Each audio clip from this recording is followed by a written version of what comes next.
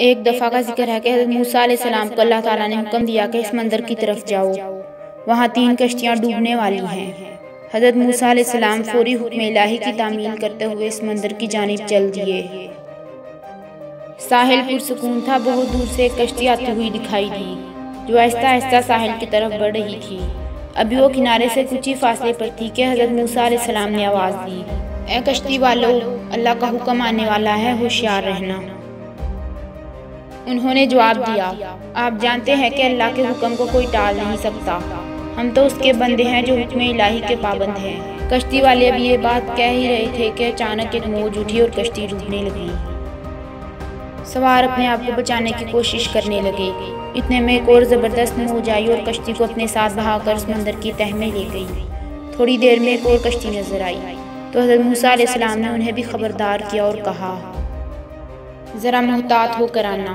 उन्होंने भी पहले वालों की तरह जवाब दिया कि जो कुछ होना है होकर रहेगा, और कश्ती को किनारे की तरफ लाते रहे।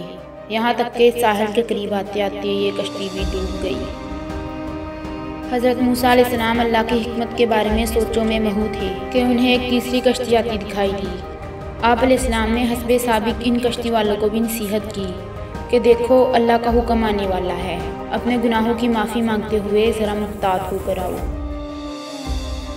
उन्होंने जवाब में कहा कि ऐ अल्लाह के नबी, जिस तरह आप सच्चे हैं इस तरह अल्लाह का हुक्म भी अटल है, इसे कोई नहीं बदल सकता। लेकिन अल्लाह की रहमत भी तो है, हम उसकी रहमत से क्यों मायूस हों?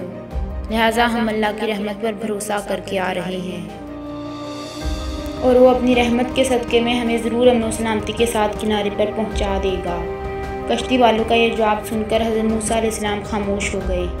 जब कश्ती बाहिफाजत किनारे आ लगी तो अल्लाह के पैगंबर सोचने लगे, अल्लाह ने 3 कश्तियाँ डूबने का फरमाया था, 2 तो डूब गईं, लेकिन तीसरी सलामती के साथ किनारे आ लगी है, ये कैसे बच गई? इरशादे वारी ताला हुआ कि ऐ मूसा, आपने सुना नहीं कि तीसरी कश्ती वालों ने क्या कहा? उन्होंने मेरे हुक्म को तस्लीम किया था, मेरी रहमत का आवाज़ दी थी और उस पर पूरा तवक्कुल और भरोसा भी किया था, तो इसलिए ये कश्ती मेरी रहमत से बच गई। क्योंकि जो भी मेरी रहमत के दरवाजे पर आकर सदा देता है, मैं उसे नाउमीद नहीं करता। हदीस में आता है कि जब अल्लाह ताला ने मखलूक़ात को पैदा फरमाया तो अर्श पर लिख दिया, मेरी रहमत मेरे गज़ब पर गालिब है।